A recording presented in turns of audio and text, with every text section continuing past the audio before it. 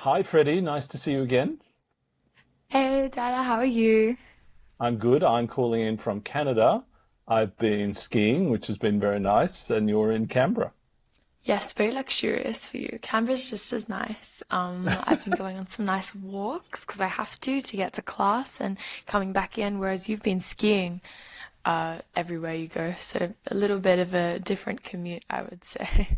It is. But anyway, I've been looking forward to this podcast. So, our agenda today, we're going to go through the famous Zelensky, Trump, and Vance meeting at the White House last Friday, the subsequent London summit. We're going to talk a little bit about Canadian anger. I'm in Canada at the moment, so that makes sense, and the tariffs and the upcoming Canadian election. We're then going to talk a little bit about the terrible prospect of World War III and AUKUS to close Yep, out. yep. So let's get So, into that. Freddie, would you like It's to? quite hilarious that we both happen to be in very like politically charged destinations at the moment, I guess you I could know. say. Yeah, Yes, it's exactly. interesting. It's So, would you interesting. like to start with the White House meeting last Friday? Yeah, of course. So as I'm sure all of you have seen, and if you haven't seen, you must be living a very peaceful, lovely life. But I'm sure you've all seen the meeting that happened about a week ago, just following the meeting that Donald Trump had with both Macron and with Starmer as well, with Keir Starmer. There was a meeting with Zelensky, and it was a meeting in which Donald Trump, Vance, and Zelensky all sat together in the Oval Office, surrounded by Trump's immediate members. So it was an interesting situation, I know, because one of the first things I took from it was that obviously there was that disrespect for him, even being there, a ridiculous amount of disrespect. And the disrespect specifically from Vance, being a vice president who should never have the power or disrespect towards the leader of another country, right? Someone who's not the leader of his own country, speaking with such, condemnation of Zelensky. It was a bizarre thing that Donald Trump had let happen. And we haven't even gotten into the irony of Elon wearing his t-shirt in the White House and Zelensky not being allowed to wear a similar type outfit. So if you want to go into that a little bit. Oh, sure. Well, there's a historical parallel here because Winston Churchill visited the US in military fatigues and, to implore the US to help them in World War II. And, we all know that Zelensky has worn that same outfit, his military outfit, because his country's at war. So it is obnoxious, their whole approach to it. And the arrogance of the meeting, the arrogance that, the US is, a superior country, for this pissy little country called Ukraine. That was the tone of the meeting. I mean, I actually think Zelensky was pretty calm, but the challenge is everyone has to suck up to Trump in order to get what they need Mm. for their country. And that's the challenge here. It's totally obnoxious, and I think most of the world will regard it as obnoxious. But everyone has to sort of play the game at the moment if they need help from the US, which a lot of Europe does, Ukraine does, and everyone. So you don't have much choice. It's really an awful situation. Yeah, I agree with that as well. I remember we talked about it right after it all happened, and you were kind of saying how excellent it was how Zelensky acted. And I mean, I completely agree. Of course, it's excellent, and of course, he is allowed to act however he wants. I mean, he's going through a lot of other, some would say, more important things than being berated by two children in the Oval Office. But he really did just have to suck up to Trump. He's in an Hmm. awful situation, and every leader has to do that.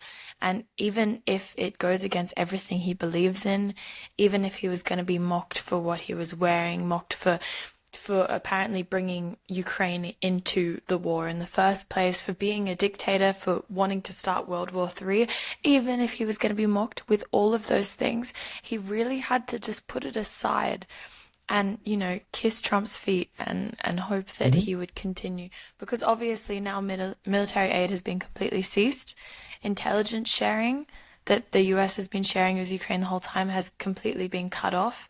So these are drastic changes that the European community cannot necessarily fix these They problems, can't. right? They They can't can fix. probably find the money to put boots on the ground in Ukraine. They could probably find the monetary support, but they can't find the intelligence support. They just simply don't have the information that America does. So Hmm. it's not going to be a complete replacement. And yeah, it's just really horrific that we've gotten to the point where we have to see these two lucky as individuals in the White House who have absolutely no experience in this type of conflict, who wouldn't last a day in Zelensky's shoes, get up there and tell him that he's not wearing the right outfit. It's I mean, what we're seeing is this is a dramatic diplomatic shift in the world. We're seeing the end of 80 years of American leadership, moral leadership in the world. This is the most significant political change in decades. And I think the really interesting thing is, Trump and Vance live in their own fanciful world. And when anyone questions that world and the reality of it, there's a violent reaction because it goes to the basis of their their well, yeah, their definitely. movement and the whole thing. And it's fascinating to see how, the reaction, of course, of countries like Canada to the tariffs, and they seem somewhat surprised. It's really interesting. Well, it's difficult to say they're surprised and to pin the blame on them. I mean, the way intelligence works, and we've been going through this a lot at university at the moment, but like how countries prepare for future events and the possibility of future conflicts, la la la, is they bank on certain things. So all these countries had to choose a country they felt safe with. So they kind of chose the US, right? And they assumed the US would always be there to back them up because there's so many other countries with so much other shit going on that they thought the US is the most stable. Let's trust them. So they had this consistency in the back of their like political like prediction making, if that makes sense, for since the end of World War II. And so everything their foreign policy is based upon has now been completely ripped away from them. Yeah. So they essentially have to start from scratch, which is a like almost impossible task. So we really can't blame them for that. Maybe they should have been more risk averse and should have considered all possible opportunities that the US could one day become a dictatorship because it doesn't seem as unlikely as it seemed 10 years ago. So Mhm. that's what I would say. So incredible ruptures, and this was a busy week for the White House because the day before Keir Starmer had had a pretty successful meeting with Trump. He'd invited him to have a state visit. He gave him a letter from King Charles, and of course that caused uproar in Canada because, of course, King Charles is the head of state for Canada, and Canadians, really dislike Trump and really dislike the US at the moment. And now they're angry with King Charles for inviting Trump for a state visit, just to give you the Canadian perspective on Yeah, it. exactly. I mean, you've been experiencing a lot of the Canadian perspective recently. Did you have something to say as well about the booing that's been going on at sports games? I know that you were Oh quite yeah, excited by hockey that. games and everything. When the US anthem is played, there's booing, etc. And this is incredible because these two countries have been friends and the closest of allies for, more than 100 years. So it's really fascinating. And then, of course, Macron visited the White House as well last week. So a busy week. And then on the weekend, Freddie, we had the London summit that Keir Starmer called of all the European leaders. Yeah, I just keep thinking it's almost ironic, almost hilarious the fact that Brexit happened. The United Kingdom was trying to pull out of Europe and trying to have less tied in with Europe, less security even intertwined with Europe. And now we're in this situation where they have no choice but to be one of the biggest representatives of Europe and to fund, European wars such as the Ukraine-Russia war. It's quite an ironic situation that the population decided they didn't want any part of it, but now the leaders, the state head has decided he must because he must. It's like He the must. future of the free world at stake rather than the future of the country. He must, Freddie, because geographically they're part of Europe, and the threat from Russia is a threat to the UK. So I thought it was rather good of Starmer taking a lead with Macron, and they said they will invest a great deal more in defence. They will put boots on the ground, but they still need the US backstop. But I'm a little concerned that the Europeans are so slow in this regard, right? Because they had the meeting on Sunday. For me, they should be putting, French nuclear bombers on the eastern flank of NATO. They should be doing air support for Ukraine, etc., Nuclear etc. And they bombers is crazy. no, I know, but that's what is required to defend NATO, right? You've got to fight fire with fire. And of course, hopefully that never happens, but you've got to be willing to not only talk about this stuff, but do it. Yeah. But you can't be putting nuclear bombers as of right now on the eastern flank of NATO. That's incredibly, that's incredibly provocative Why? They're to already Russia. in No, like, France. yes, you can set up nuclear missiles in certain areas, but not nuclear bombers. Just No, even the phrasing that you used is like terrifying. The fact that you're just going to send a random group of guys, like the Avengers or something, with a few nuclear bombs in their pockets and be like, woo. but part of the French nuclear deterrent is not only missiles, but bombers with nuclear bombs, right? No, I That's part of the understand that, French. but I Yeah. don't think you can do it that immediately. And also, like, it's more important to show that, like, resilience and togetherness, you could say, from Europe, I think, at the moment. Look, I understand obviously that having nuclear weapons is a massive deterrent and that's a necessary part of this. Obviously, I understand that. But also, what I understand is that that's not the reason why Europe is being delayed. They're being delayed because they keep hoping that America will come back and back them up. And they don't want to take the risk of putting their entire military behind a country that could fall at any moment without the US being there to support them, which is logical. So I think that they're just hoping that Trump will maybe change his mind once they dedicate huge amounts of Yeah, money and other I think resources to the cause.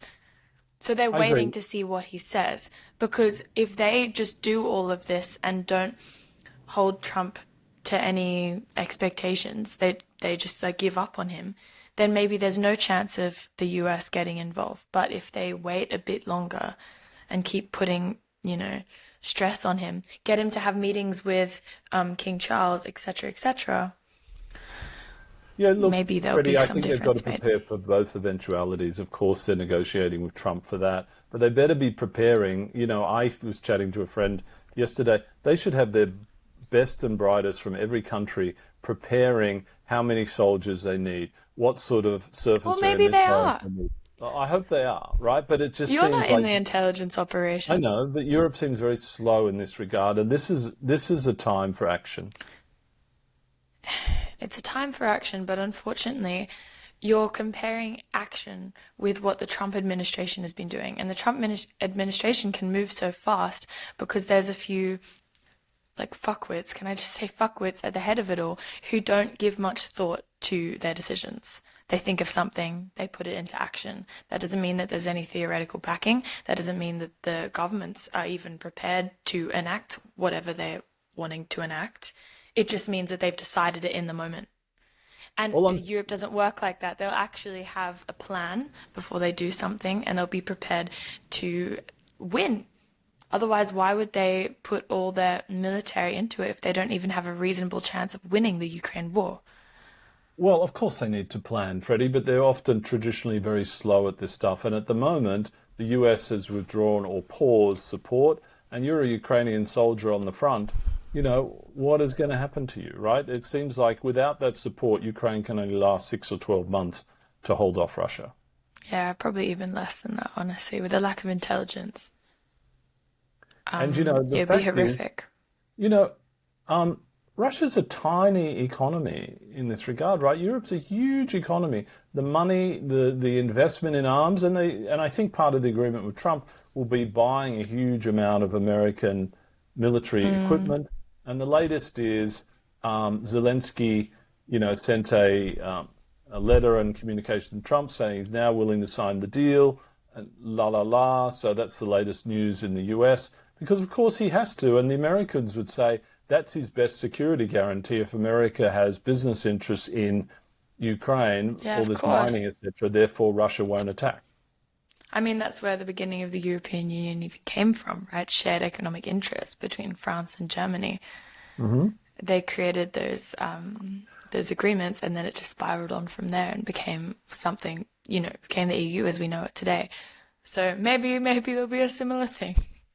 Freddie, according to Um, Trump, the EU was established just to screw the US for no other reason. yeah. I can't even like entertain all of his little thoughts and comments anymore. They're just so like they come from such little knowledge of anything and such Um, arrogance. It just pisses me off. yeah. On that note, let's segue to the Canadian election. Given I happen to be in Canada, I wanted to discuss this a little bit. So Hmm. they have a right-wing politician, Pollier, his name is, and he was fashioning himself on Trump a little bit, and he was doing rather well because, of course, Justin Trudeau has been the Prime Minister, the Liberal, the Hmm. left side of politics, and he was incredibly successful for a number of years. But he was on the nose in terms of the Canadian electorate because, like many countries around the world, they've had rampant inflation, lack of housing, etc. So he said he was going to stand down and not contest the election. They haven't called the election yet. And several members of I that thought they party, had and called the election. I thought it no, was they happening by haven't. the end of this week. No, it's not. Um, and Oh. so and so there were several members of his party who were vying for the leadership, and a new member, and his name is Mark Carney, and he's quite famous because he was the governor of the Bank of Canada, and then he was the governor of the Bank of England. So he's one of the world's leading economists and a super bright and super connected guy. And now, as Canada hates Trump and hates America, what's going on? Pollier's popularity is declining somewhat. Okay, Mm, and now they've interesting. got the Liberals have this really good candidate, Mark Carney. It's likely he's improving in his odds to become potentially the next Prime Minister of Canada, Wow.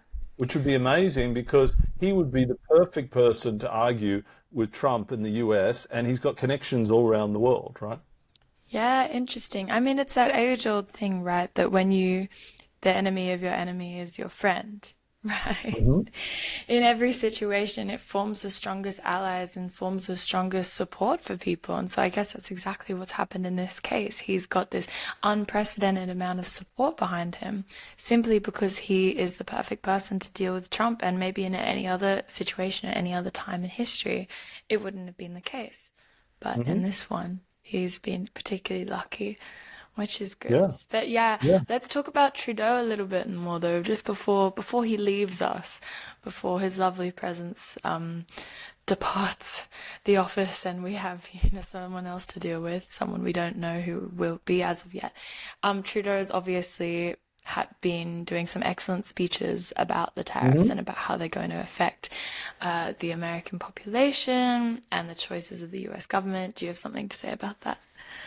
Oh, you look, Trudeau is incredibly eloquent, and he Mm, talked about recently. The Wall Street Journal seems to be doing really good work. Everyone's talking about it. It used to be quite right wing, but they seem to be one of the most honest publications in the US at the moment. And they spoke about these tariffs as a really the dumbest idea ever. And Trudeau, in mm, his recent speech, said, you know, Donald, you're a really intelligent guy, but this is one of your dumbest ideas ever. It's this yeah. sort of level in the speech. And he says, we're your greatest friend and ally, and you're making an enemy of us. I mean, it was really Mm, rather blunt. And he and Trump just had a call today, I've just heard on the news. And of course, Trump starts the meeting with, hello, Governor Trudeau, as if they're the 50th state. It's just totally obnoxious. And, but, I don't know what Trudeau's reaction to that is, but the fact is these tariffs, they just came into place this week, 2 nights ago, 25% on Canada. And then one day after that, after the Trudeau meeting, and I hear all mm. the three big automakers in the US called Trump and said this is a disaster because we have this global supply chain. So now he's delayed the tariffs on cars for another month. This is Yeah. total chaos for the markets and everything else. Yeah, of course it is. And I mean, we were talking as well about how all the stock markets seem to go down an incredible amount of points as soon as the tariffs went into play. They're slightly recovering now, but the lack of faith that people have in this policy move, right? There's no faith whatsoever. Everyone knows that it's going to be a bad thing for the economy. It's just a statement. It's a statement Trump wanted to make. Oh, look what I can do to you countries if you don't respect me, if you don't stop putting your people into my country, if you don't become the 51st state, etc., etc. Like I can destroy you, but it's the other way around. America will be completely destroyed in that situation. And I think with what's happening with the tariffs on cars, probably will likely happen with a lot of the other imports that are Oh, coming sure. from Mexico and Canada, because a large amount of their food and I Yes. think like plastics even and a number Timber, of raw other things materials come come from Canada, oil, timber, raw gas. materials.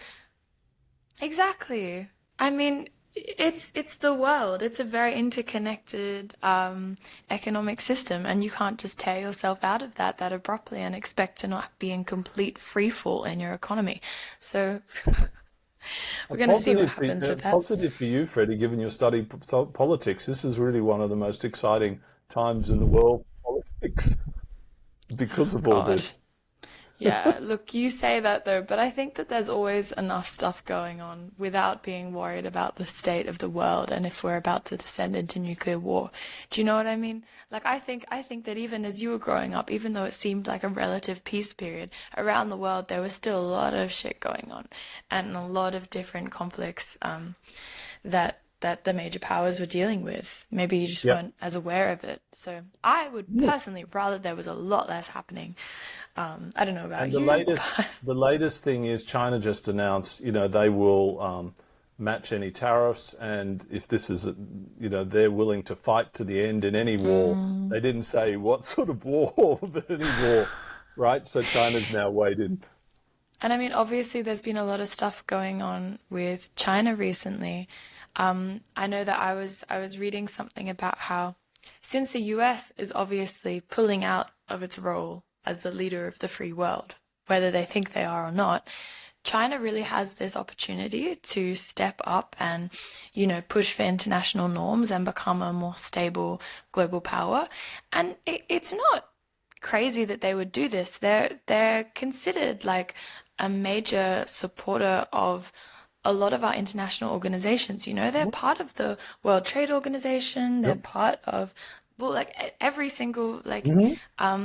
organization that exists. Essentially, they participate and they benefit a lot from the world economy. So it makes sense for them to want to support the world economy and keep it growing.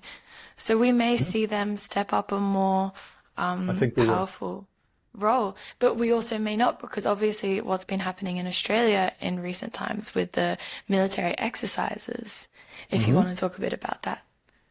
Oh, sure. Well, a week or so ago, the Chinese Navy ships were in the Tasman Sea and they did live fire exercises in international waters, which is totally allowed. The issue was typically if someone's going to do live fire exercises, they give, 12 hours notice or something. I think they gave 30 minutes notice. And embarrassingly, it wasn't the Defense Department that discovered these ships. It was a Virgin Airways flight who got the communication and relayed it to air traffic control and then the Defense Department, which is also a huge worry in terms of our defense readiness of our country.